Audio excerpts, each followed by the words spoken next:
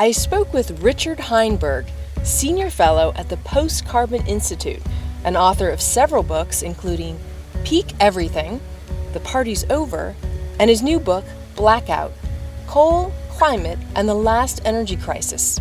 We talked about how we might turn awareness into action, getting beyond growth, and the importance of measuring human well-being. Because our culture is so embedded in denial, it seems to be that it's going to be this monumental task to go from thinking and understanding about the consequences or repercussions of peak oil and global warming to actually stepping into action. Right.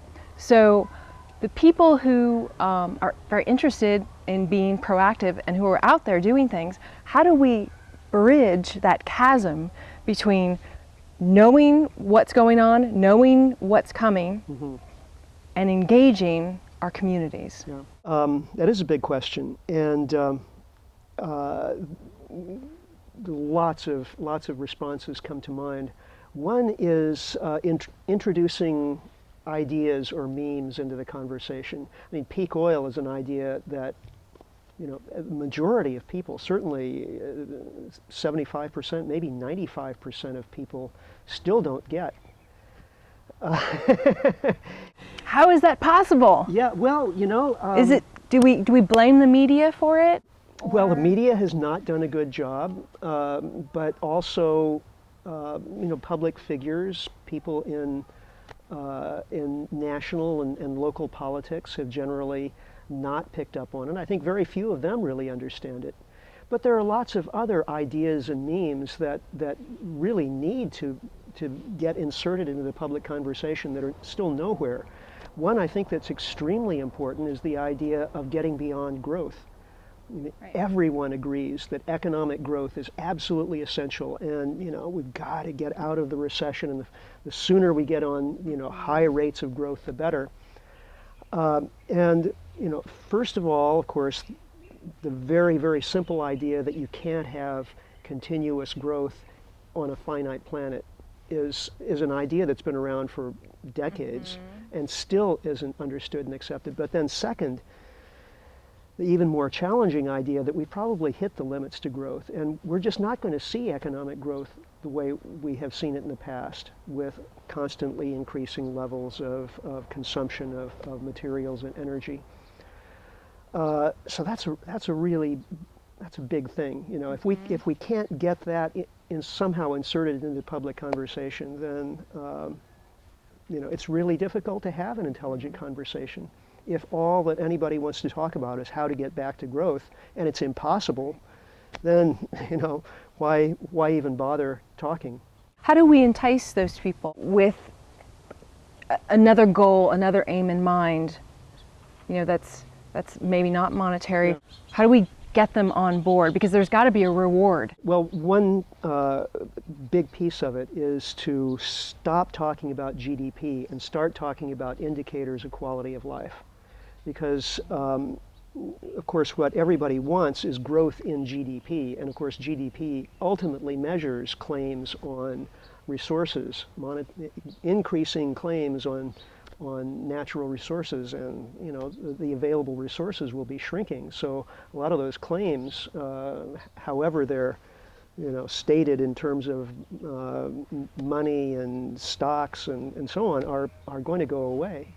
So we have to start measuring human well-being in more direct ways. You know, how happy are people? How few people are homeless? How many people are receiving good educations? How few people are in jail? How little we're spending on the military as opposed to how much? Very often, these measures of human well-being are actually contradicting GDP. You know, I mean, if you got more people in prison, that might raise the GDP, but it's not making life better for anyone. But there's no formula. You know, there's no one strategy. No, I don't think there can be any one strategy. I mean, we desperately do need to communicate to the policymakers and see if we can somehow turn this whole ship around, because if we don't, it's just going to be immense human suffering and environmental damage and so on.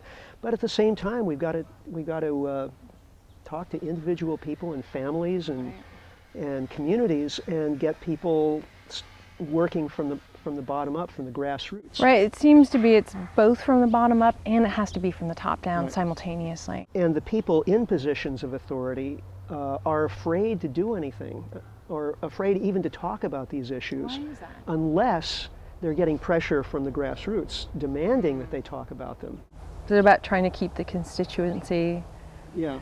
Well, pleased?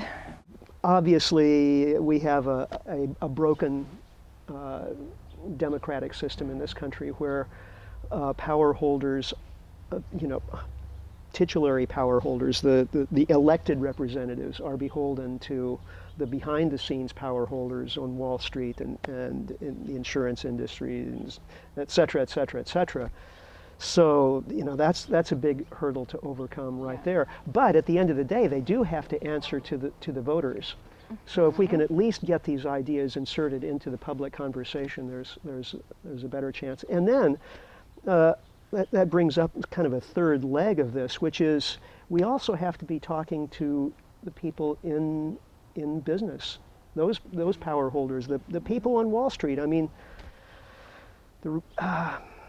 That seems to be the biggest hurdle of all. I know. Yeah, they can make a lot of money over the short term, but if in the process they're killing the proverbial goose that lays the golden eggs, then what good is it really? And most people on Wall Street are living in total denial because their bonus depends upon their ignoring all of these factors and just continuing with this insane business of trying to make immense short-term profits.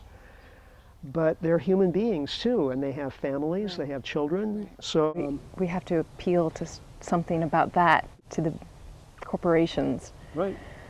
The grandchildren, throw the grandchildren in there. What about your grandchildren? You have written about the stages that one goes through when confronting peak oil for the first time. It's the denial and the anger, and the depression, and then eventually the acceptance.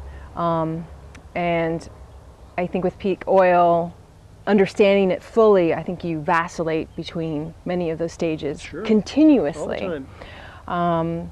But you have written that you have found that people who are engaged and have engaged themselves or their work in trying to raise awareness and write about peak oil or do other things are actually really happy people. If you start to take part in making some changes in your community or in your home or in your family, that you could possibly reach a stage of peace and kind of profound happiness. Yeah. If you're just sitting in front of your computer looking at the melting of the polar ice caps and the extinction of one more species and all of this, you can get pretty damn depressed. But then once you go out and start engaging with other people and doing things, it does make you happier. But so that's generally true, but it also plays out in real time. So I think it's important to monitor how much time you're actually spending in front of the computer every day, taking in this kind of information and monitoring your own mental health in relation to that.